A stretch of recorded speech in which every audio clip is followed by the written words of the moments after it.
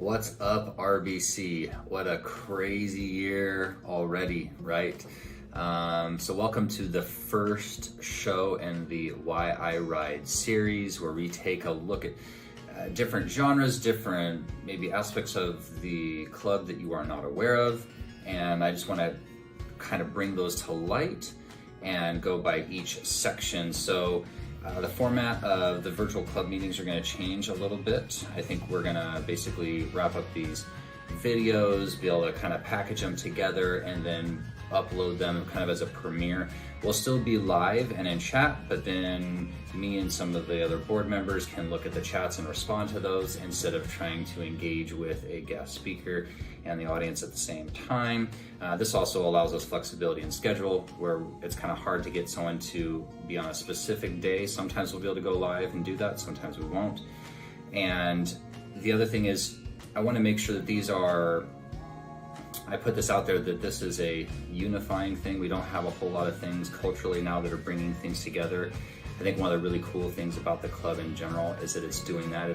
It's bringing people together that never would have met otherwise. I have a lot of good friends in this video that I wouldn't have met without RBC in our little gravel pack. And the idea is that each of these groups are equal, and you're basically just kind of looking for your people. When I came up with the idea of the gravel pack, I was looking at wolf packs, and they usually range from like 8 to 15. I think sometimes we get hung up on the group has to be huge, or it has to be this, or it has to be that, instead of just going out, having fun, riding your bike, and meeting new people, and not making a laundry list of things that you need or don't need.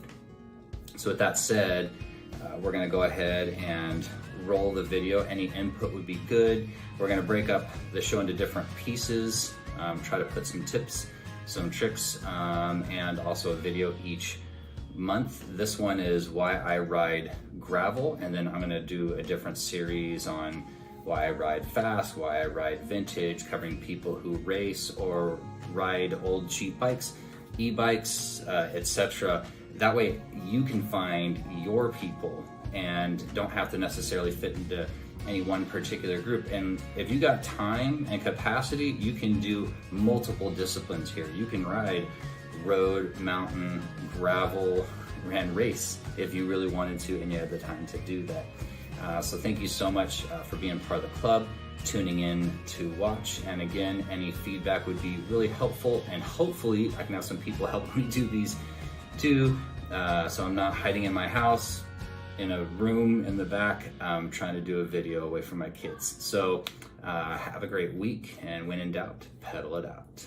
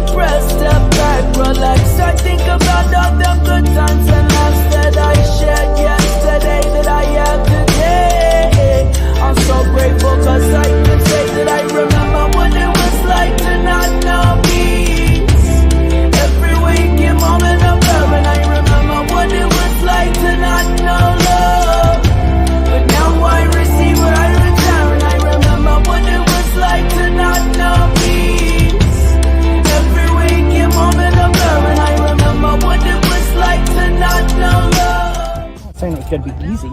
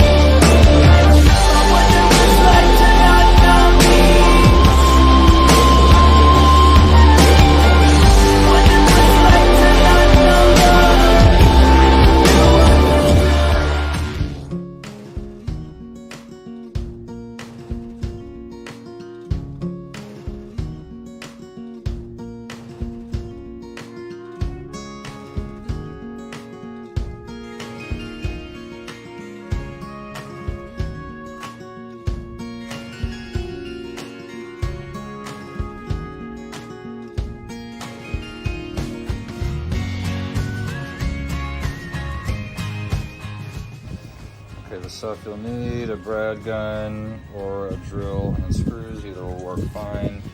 Flat bar, depending on if you are making a multi-use sliding rack or if you're just doing water bottles. I'll link this in there. A rail, I'll link this too. And then clamps. I'm using the Krig clamp, but you can use really any clamp that'll hold this board. And then these mini clamps. And then the only thing I forgot was glue. You can use that or you can choose not to use it. And then obviously you'll need a board. This distance will be dependent on how much room you have. I have quite a bit of room. And these are the leftover boards I had, and I ended up cutting them because I don't need this weird triangle thing.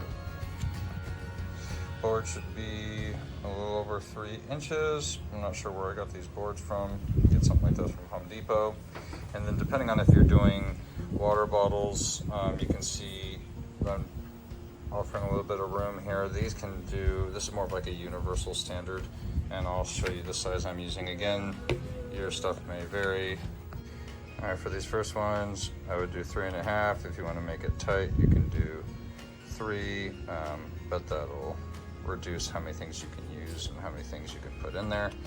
So these first 2 are going to be 3.5, 3.5, and then when I get to these last, so that's the first 3, the last 2 I do a little bit over 4 just because that's what I had left. And that has worked out really well for being kind of like a universal standard. Here, just clamp down.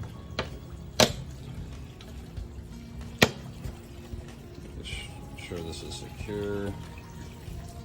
And these I typically do 3 inches on these. I found that works out well.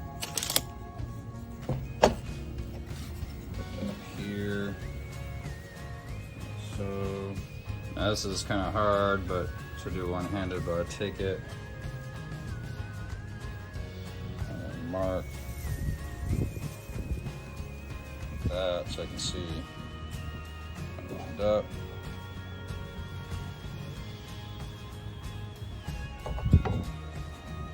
And then you put your glue. Put your glue on there. Line it back up. Make sure the sides are even there. And then you put your clamp on. And then once I got the clamps on, grab the rad gun. And I just hit it. 1, 2, and 3. A lot easier to do when you're not holding the camera. And let it dry. The next thing I would then use whatever you're going to use. You can use polyurethane and then just spray it down to kind of protect it and coat it.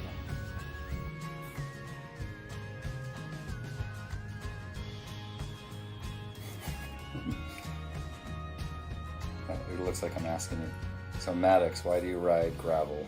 Okay, I think I need to do it again. It was just awkward silence. I don't know what to do.